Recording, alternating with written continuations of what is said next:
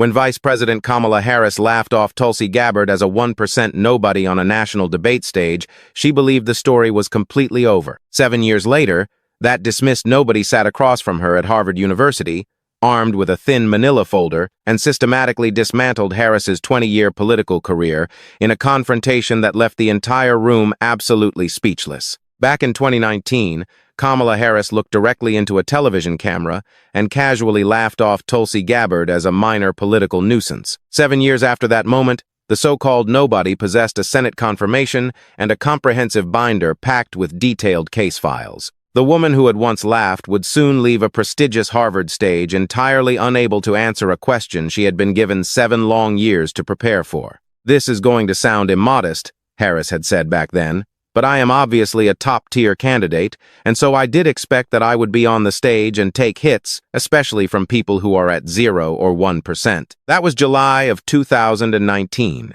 Inside a brightly lit CNN studio in New York, Harris was smiling warmly at the interviewer, easily dismissing the congresswoman from Hawaii who had just publicly torn apart her prosecutorial record on national television. Fast forward 7 years. The two women sat exactly 12 feet apart at a Harvard Kennedy School forum focused on criminal justice reform. The event was formally titled Prosecution, Power, and Accountability, a bipartisan conversation. Harris had been invited to attend as a passionate criminal justice reform advocate. This was the specific identity she had been carefully building ever since losing the 2024 presidential election, marking just the latest in a long series of political identities she had constructed, utilized, and subsequently discarded across a 2-decade career. Gabbard, on the other hand, had been invited in her high-level capacity as the Director of National Intelligence. Although the distinguished moderator had clearly noted she would be speaking on criminal justice purely from her personal experience as a former congresswoman, and not in her official government role, the dynamic had irrevocably shifted. The 1% candidate now held top-tier national security clearance. The former top-tier candidate now simply held a lucrative book deal. A mere 90 minutes later, Harris's advance team would desperately request that the post-event question-and-answer session be immediately canceled. That urgent request would be firmly denied. The initial 30 minutes of the forum were perfectly civil.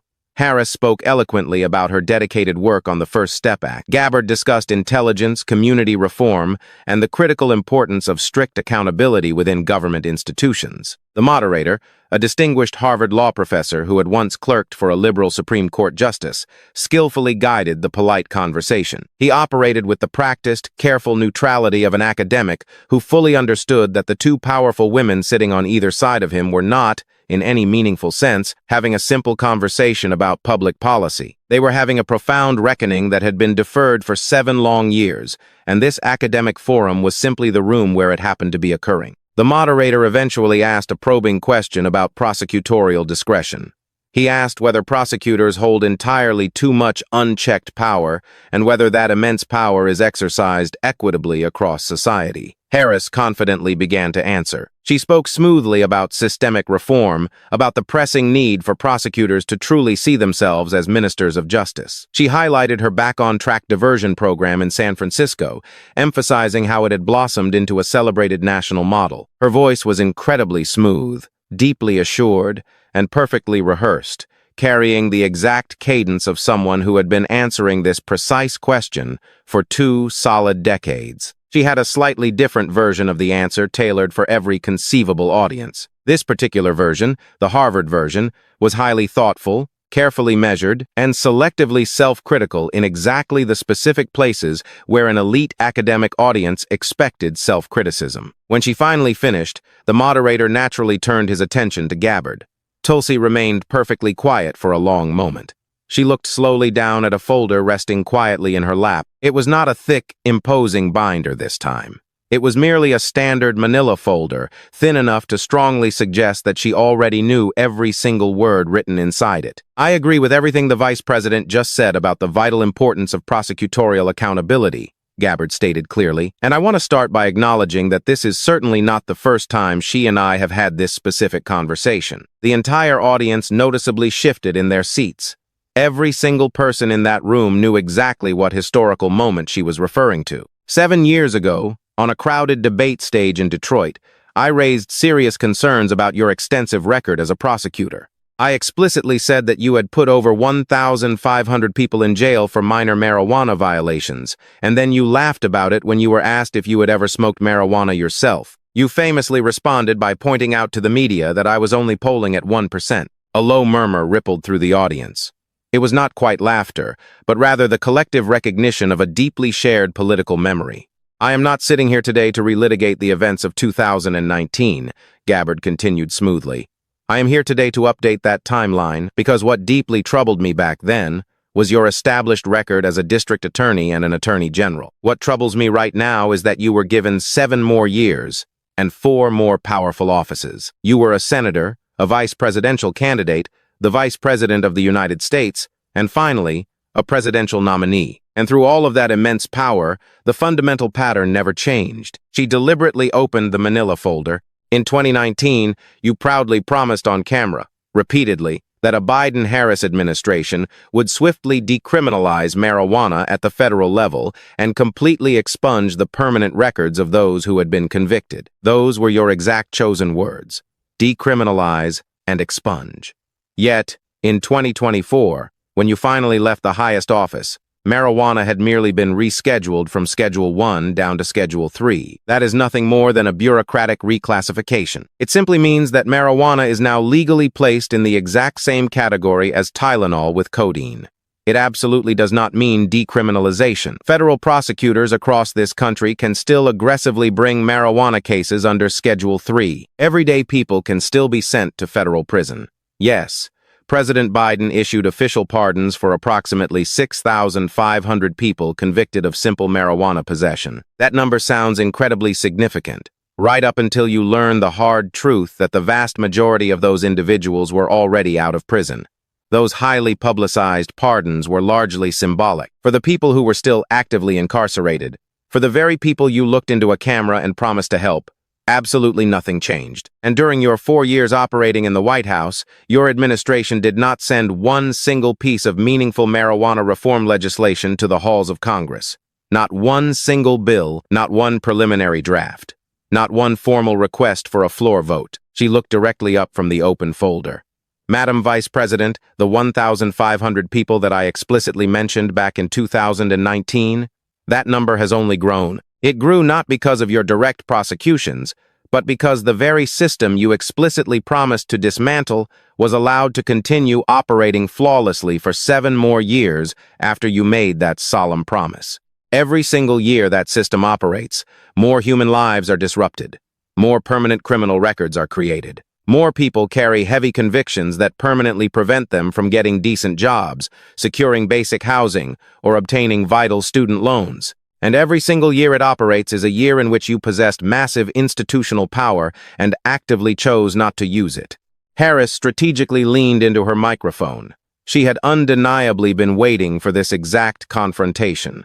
She had prepared extensively for it. She had workshopped the precise answer with high-paid political advisors who fully understood that any public appearance moving forward carried the severe risk of a 2019 replay. Her voice was tightly controlled and razor-precise. Director Gabbard, the Biden-Harris administration successfully rescheduled marijuana, which is a massive step that absolutely no previous presidential administration in 50 years had possessed the courage to take. We proudly issued the largest mass pardon for marijuana offenses in American history. We forcefully initiated the most comprehensive federal review of drug scheduling policy since the Controlled Substances Act was originally written. That is undeniable progress.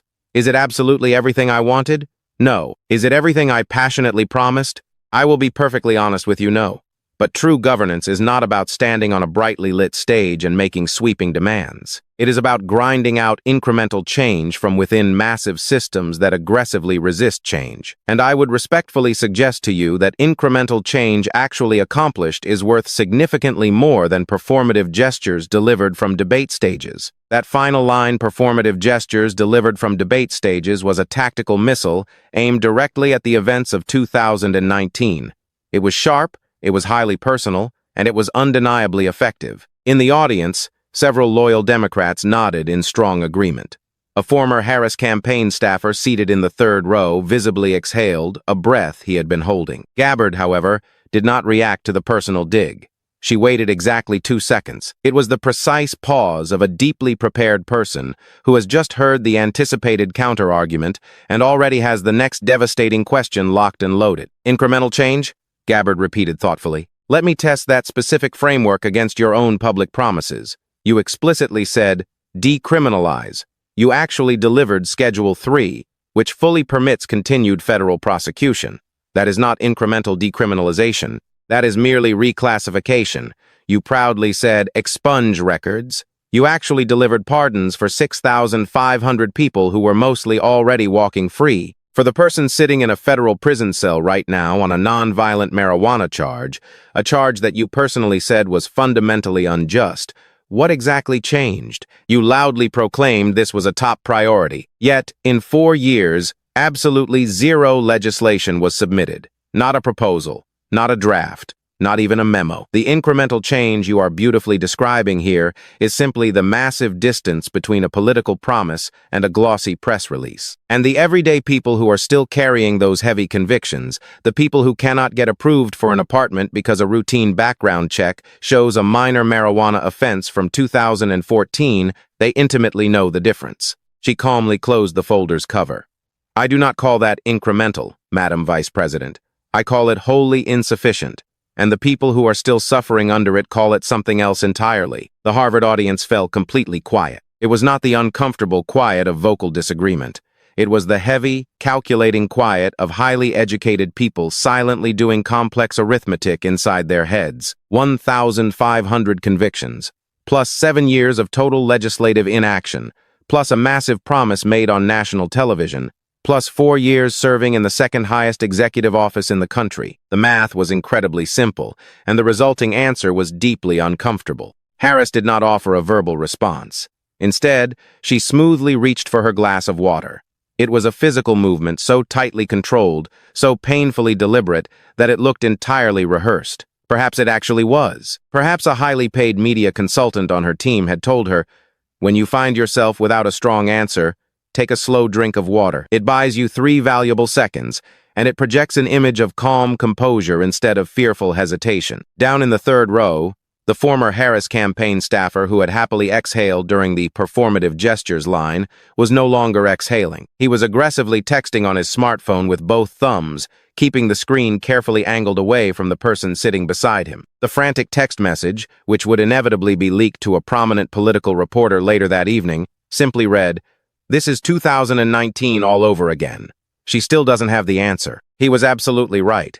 It was a complete replay of 2019. It was the exact same charges, the exact same defensive silences, and the exact same lingering feeling that somewhere between the campaign podium and the actual policy, something essential had been permanently lost, or perhaps had never truly existed at all. The nervous moderator desperately attempted to steer the fraught conversation back toward safer territory, specifically diversion programs. Gabbard politely allowed exactly one brief exchange on the topic, offering a substantive, thoughtful discussion regarding recidivism reduction strategies, before inevitably returning her hand to the manila folder. Madam Vice President, I want to ask you about Kevin Cooper. Harris's facial expression did not shift a millimeter, but her hand, which had been resting casually on the arm of her leather chair, quickly moved to her lap. Kevin Cooper is a black man who has been languishing on death row in the state of California since 1983, Gabbard stated. He was convicted of a horrific quadruple murder. He has steadfastly maintained his total innocence for over 40 years. His defense attorneys have argued repeatedly, for decades, that advanced DNA testing of several specific items connected directly to the crime scene could definitively prove his innocence, or alternatively, confirm his guilt. When you were serving as the Attorney General of California, your powerful office outright denied his desperate request for that advanced testing. Gabbard paused, allowing the heavy weight of the passing years to settle uncomfortably over the silent auditorium. You have publicly stated, on countless occasions, that you are personally opposed to the death penalty. You literally just said it to this very audience 20 minutes ago. And yet, when a desperate man sitting on death row begged your office for modern DNA testing that could have either finally freed him from an unjust execution or firmly confirmed his brutal sentence, you looked at that request and you said no. This testing cost the state absolutely nothing and risked nothing. You didn't say no because you secretly believed he was undoubtedly guilty. You said no because allowing that advanced DNA testing might have accidentally revealed severe errors in the original prosecution's case. Exposing legal errors creates massive media headlines, and those headlines create incredibly complicated political problems for an ambitious attorney general who desperately wants to run for higher office. The New York Times eventually wrote a sprawling investigative expose. Nicholas Kristof published a scathing column, and then, and only then, you publicly stated, "I feel awful about this." You felt awful, but you clearly did not feel awful enough to actually take action until a major national newspaper made it deeply embarrassing for you not to. The Harvard audience remained perfectly still. They were not openly hostile, but deeply attentive in that particular electric way crowds become when they instinctively sense something profoundly true is finally being spoken to someone profoundly powerful. "Madam Vice President," Gabbard pressed, "there is a massive moral difference between being fundamentally opposed to injustice and being fundamentally opposed to the political cost of injustice. Kevin Cooper is still sitting on death row today. The requested DNA testing was eventually ordered by Governor Newsom, not by you. Your ultimate contribution to that desperate man's 40-year fight for his life was simply the curated phrase, 'I feel awful.'" Harris responded to the brutal charge carefully and methodically. She noted the Attorney General's office handles thousands of complex cases, emphasizing she was not personally involved in every granular legal decision. She forcefully argued that she publicly called for the testing the exact moment she became fully aware of the circumstances. She defended the American criminal justice system, stating it requires fundamental public trust even when individual outcomes are imperfect. It was a highly competent, legally sound answer from a seasoned lawyer navigating perilous terrain. But unfortunately for her, it contained a specific defensive phrase Gabbard instantly caught. "You just said you weren't personally involved," Gabbard countered sharply. "Madam Vice President, your actual name was printed directly on the legal filing. The title of Attorney General is absolutely not a passive title. It is a profound, heavy responsibility. When a human being's actual life hung in the balance on a decision bearing your name, your primary response then, and right now, is that you just weren't personally involved. You can be personally opposed to the death penalty all you want, but you still bear absolute personal responsibility for the life or death cases prosecuted under your direct authority. Those two concepts are the exact same thing." What came next was the segment that would be replayed the most, not for a sharp political zinger, but because Tulsi Gabbard's voice fundamentally changed. Her volume dropped to a lower, quieter frequency, stripped of its polished professional flatness. It was the unmistakable voice of a combat veteran speaking from a raw, painfully personal place. "In 2014, your office officially filed a legal argument passionately opposing the early release of non-violent prisoners," Gabbard stated softly. "The highest court had ruled that California's dangerously overcrowded prisons constituted cruel and unusual punishment. Your office aggressively argued against the mandated releases, stating in a formal federal brief that extending early release credits would severely impact fire camp participation." She deliberately paused on that horrifying phrase. Fire camp participation. That is the sterile bureaucratic euphemism your office used for a controversial program that paid incarcerated human beings exactly $2 a day to fight raging wildfires. $2 per day for brutal, back-breaking work, risking agonizing death to protect luxury homes. A fast attained more in 6 minutes than an inmate earned in an entire exhausting day of keeping that worker's neighborhood from burning to ashes. Your powerful office argued that releasing these people early would be a severe labor supply problem. When this was reported in 2014, your primary response was simply, "I didn't know." Gabbard locked eyes with Harris, her voice reaching its most unyielding register. "I served in Iraq. The brave soldiers I served alongside volunteered to be there. We accepted the severe risk willingly. These state inmates did not volunteer. They were handed $2 and ordered to march into the flames. Your office fought to keep them locked up simply because the state desperately needed their cheap labor. Because they were cheap, useful, and expendable." The word expendable landed heavily in the silent room. An older black woman in a faded Howard University sweatshirt slowly closed her eyes in deep sorrow.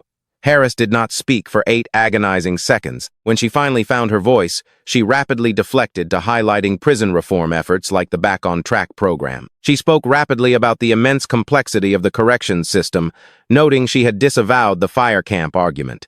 It was a thoroughly constructed, defensive answer. Yet, it critically contained the exact same defensive phrase she always relied upon. Once I became aware. Gabbard listened patiently to the entire explanation, then said quietly, "Once you became aware, that exact phrase just keeps appearing, Madam Vice President. You weren't aware of the horrific fire camp argument. You weren't personally involved in the life-or-death Kevin Cooper decision. You completely didn't know about the cash bail defense your massive office was actively mounting. In every single controversial case, the pattern is exactly the same. A devastating decision is made under your direct authority. It causes immense human harm. It finally becomes public knowledge. And your immediate, practiced response is that you simply didn't know. The fundamental question I keep coming back to is why? Why exactly did you have to constantly learn about these massive ethical failures from investigative reporters instead of from your own dedicated staff? If your office was actively filing powerful arguments in federal court about the very lives and physical freedom of incarcerated people, the exact people you loudly claim to deeply care about, the exact people whose criminal justice reform you built your entire political identity around, why weren't you reading those crucial legal filings? Why weren't you constantly asking what your highly paid lawyers were officially saying in your name? Either your powerful office was completely out of your control, or you were completely out of touch with your own stated values.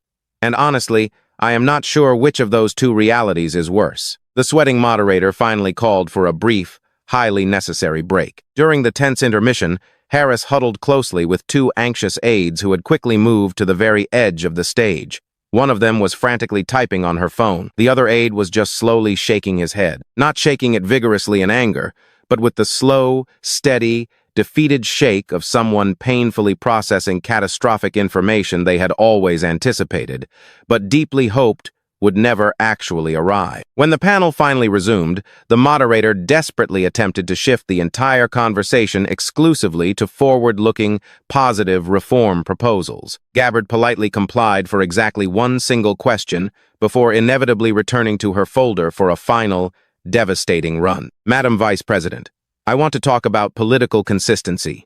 I am not bringing this up as a personal insult. I am not questioning your fundamental character.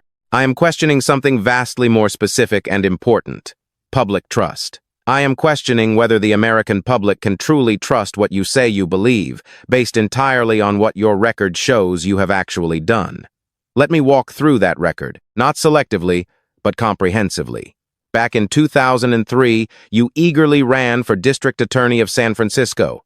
Your entire campaign successfully presented you as a tough-on-crime prosecutor. Your official campaign biography explicitly stated that you had personally prosecuted hundreds of serious and violent felonies in Alameda County, specifically highlighting homicide, rape, and child sexual assault.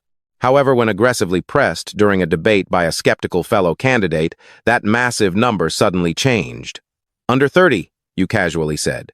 When your former boss, the incumbent DA Terrence Hallinan, was asked by the press, he stated clearly that you had fully tried exactly one case during your entire 18 months in his office. Just one. Now, I am not definitively saying the absolute truth is one case. I am saying your campaign boldly told the voters it was hundreds, and the actual factual number appears to have been somewhere significantly, massively lower. That is not a minor statistical rounding error. That is a massive gap between who you told the voters you were and who you actually were. She turned a crisp page in the folder.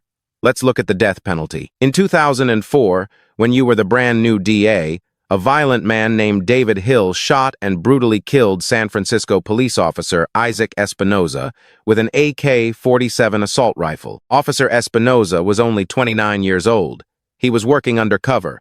He left behind a grieving wife and a young daughter. You immediately declined to seek the death penalty, you stated, and I fully respect this position for the public record, that you were deeply, personally opposed to capital punishment. Senator Dianne Feinstein publicly, harshly rebuked you at the officer's funeral. Senator Barbara Boxer publicly disagreed with you. Even Gavin Newsom, your close political ally, said the horrific case rattled his own opposition to the death penalty. That was in 2004. You were bravely opposed to the death penalty. Fine, I personally disagree with you on that, but I absolutely respect the consistency. Except, it didn't stay consistent at all. In 2010, when you ascended to the role of Attorney General, your office actively continued to vigorously pursue death penalty cases. Not because you had suddenly changed your mind, you explicitly stated you hadn't, but because you claimed the Attorney General's office possessed an institutional obligation to fiercely defend the state's existing laws. You were personally opposed, but professionally compliant. You put human beings on death row while simultaneously believing in your heart that death row shouldn't even exist. Then, magically, in 2019, you decided to run for President of the United States, and suddenly, you were fiercely opposed to the death penalty all over again, fully, publicly, without a single caveat. So I have to ask, which one was it?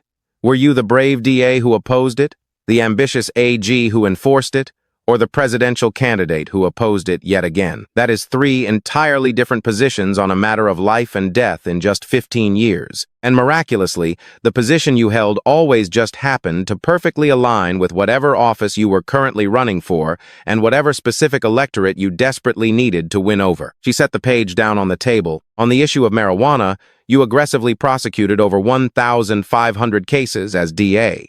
Then, as a senator trying to build a national profile, you loudly supported total legalization. Finally, as the vice president with actual power, you completely failed to deliver it. 3 different positions, across 3 different offices, with each position perfectly matching the strict political requirements of the exact moment. Let's look at cash bail. You passionately talked about the urgent need for bail reform.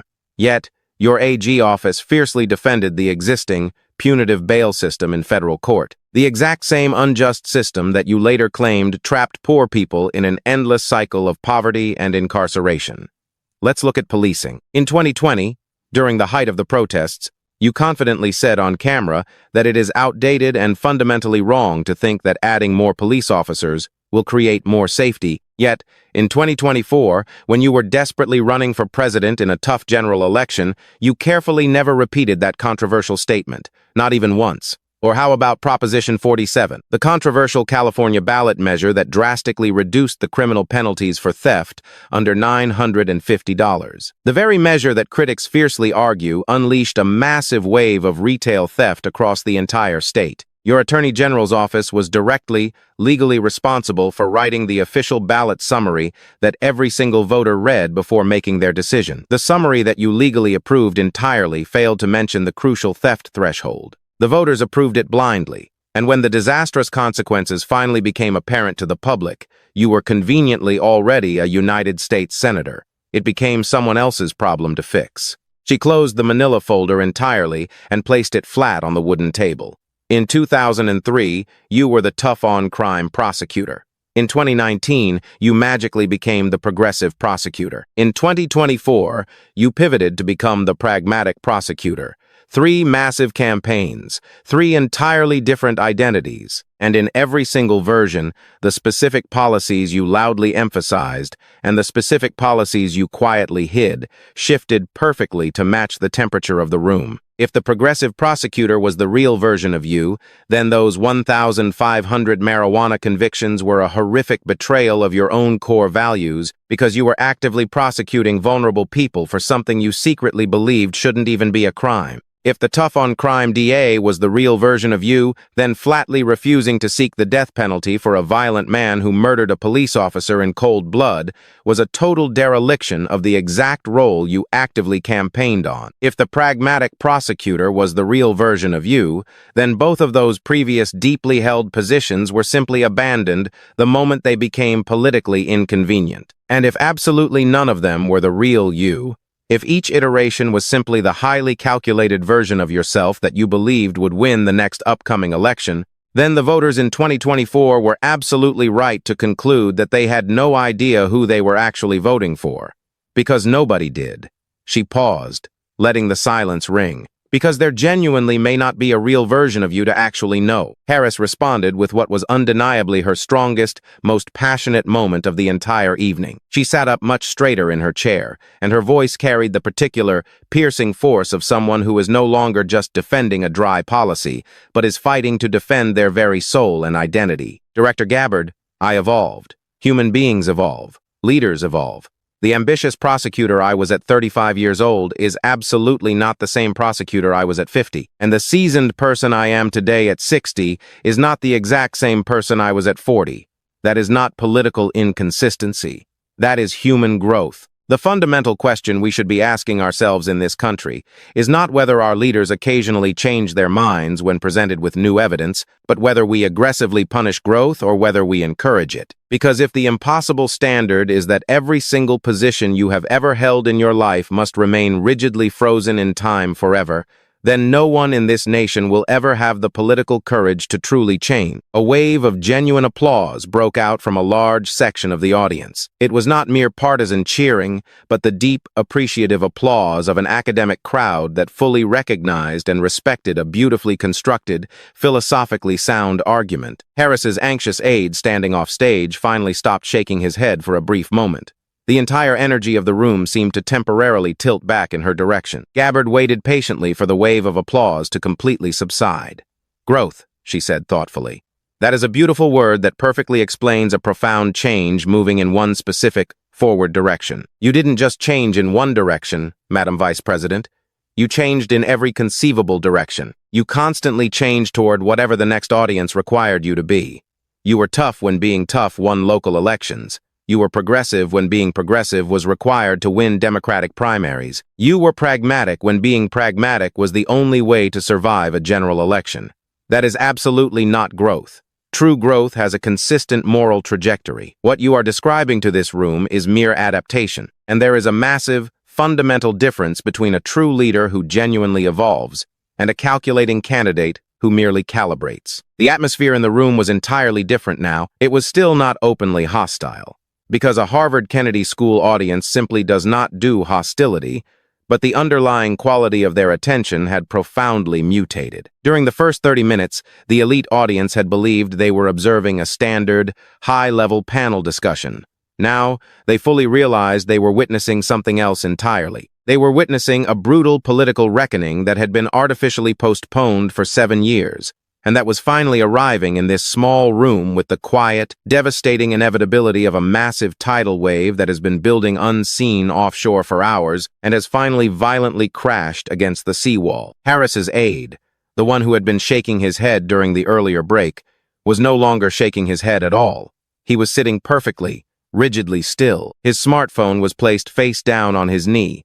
His eyes were entirely unfocused, fixed blindly on a random spot on the wooden floor approximately 2 feet in front of his shoe. He possessed the defeated, slumping posture of a professional crisis manager who was already desperately composing the inevitable post-event damage control statement in his head, fully knowing that absolutely no version of it would ever be adequate to stop the bleeding. The nervous moderator frantically glanced down at his wristwatch. He had been nervously glancing at it every 2 minutes for the past 10 minutes.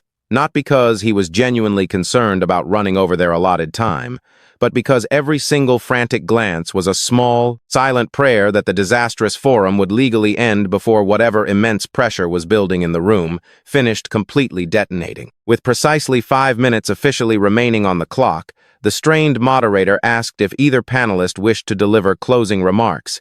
Harris immediately deferred. She was entirely done speaking for the evening. Her rigid physical posture, the defensively elevated chin, and tightly clasped hands resting with forced, intensely calculated stillness made it visibly apparent that she had strategically determined every additional word was an unacceptable political risk. Silence was now her absolute safest and most pragmatic calculation. Gabbard, however, did not defer. She slowly, deliberately closed her manila folder, placing it squarely in the neutral space between their microphones. It sat ominously, serving as a damning piece of physical evidence entered into a historical record that could never be expunged. In 2019, on a brightly lit debate stage in Detroit, I said something to you that I feel compelled to repeat tonight, Gabbard began, her voice steady and clear. I repeat it because it remains tragically true. Back then, I said that when you were in a unique position to make a real difference in vulnerable people's lives, you actively chose not to. That was when your record consisted of just 2 offices. Since then, you have held 3 vastly more powerful positions: United States Senator, Vice President, and Presidential nominee. 5 massive positions of immense power spanning 20 years, and in every single role, Madam Vice President, The exact same pattern held true. As DA, you ruthlessly prosecuted 1,500 marijuana cases while admitting to using it yourself. As AG, you blocked DNA testing for a desperate man on death row and argued against releasing prisoners to exploit their cheap labor. As senator, you allowed a marijuana decriminalization bill to quietly die. As vice president, you possessed the president's ear, yet marijuana remained a federal offense. Finally, as a presidential nominee, you promised sweeping reform but lost to a man the country had already rejected, largely because voters could not determine which version of your promises to actually believe. Gabbard rested her hand on the closed folder. The ultimate question is not whether you internally believe in justice. I honestly think you genuinely care. The actual question is whether you believe in justice enough to ever willingly pay a heavy political price for it. Your extensive 20-year public record strongly suggests the answer is no. It proves that whenever the high cost of doing the right thing exceeded the low cost of doing the convenient thing, you systematically chose convenience. Records do not magically evolve. They permanently accumulate. The relieved moderator abruptly concluded the forum, drawing subdued, hesitant applause from an audience processing the profound political execution they had just witnessed. Harris stood instantly, delivered a brief, icy nod to Gabbard, and briskly exited the stage flanked by anxious aides. Skipping the press and reception, she was safely inside a running black SUV within 4 minutes. Gabbard remained, speaking intimately with students for 45 minutes. Interestingly, while none of their questions directly mentioned Harris, implicitly, every single conversation was entirely about her. Within the first hour, a devastating digital reckoning began. An internet creator expertly spliced together 2 specific video clips. The first was Harris in 2019, smiling brilliantly on CNN and casually dismissing Gabbard as a 1% nobody. The second showed her silent, hasty retreat from the Harvard stage exactly 7 years later. The masterfully edited 11-second clip required absolutely no caption. The brutal visual contrast between her past arrogant smirk and her present silent retreat summarized everything. Within 48 hours, the 11-second clip amassed over 53 million views across social media. Republicans shared it with gleeful vindication, while furious progressives used it as undeniable proof of their long-standing argument. The Democratic establishment's refusal to reckon with Harris's prosecutorial record had cost them the presidential election. The phrase, "the 1% candidate," trended globally for 3 days, serving as a deeply ironic epitaph for Harris's political judgment. The woman who arrogantly dismissed Gabbard now carried a permanent reminder that the 1% candidate had been absolutely right. Dismissing her merely delayed the devastating reckoning. Even a prominent late-night host, who had passionately endorsed Harris as the most qualified candidate in a generation, played the brutal clip, stared at the camera, and sighed. 7 years is a hell of a long time to still not have an answer. The studio audience remained dead silent. In the chaotic aftermath, the most telling feature of the political landscape was what prominent Democrats were terrified to say. Barack Obama's bustling office, frantically contacted by major news outlets, issued a terse, identical response. President Obama does not have a comment on the forum. In elite political communication, this glaring absence of support is a calculated, strategic withdrawal.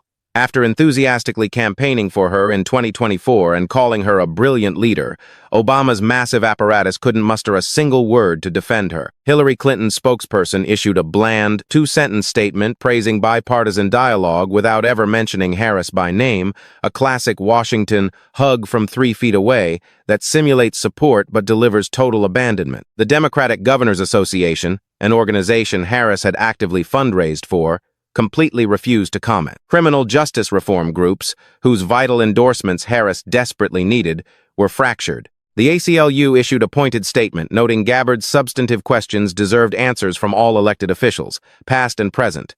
That grammatical demotion stung.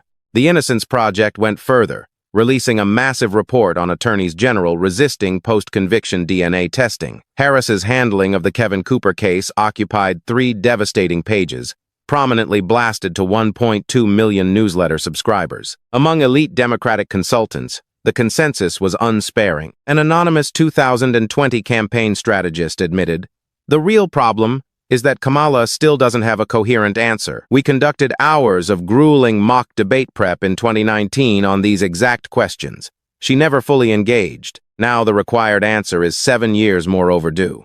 A veteran 2028 operative was even blunter.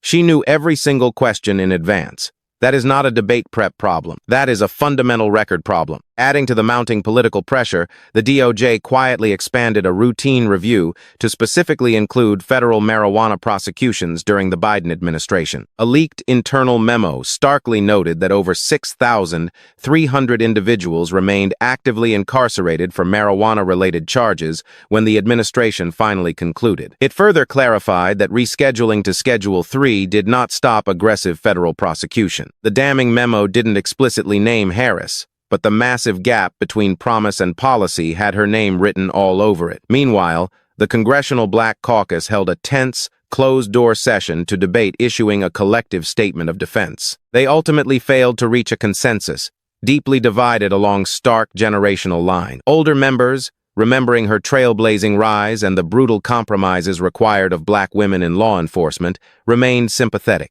However, younger activists who entered politics during the Black Lives Matter era were unforgiving. One furious junior member summarized the intense anger perfectly.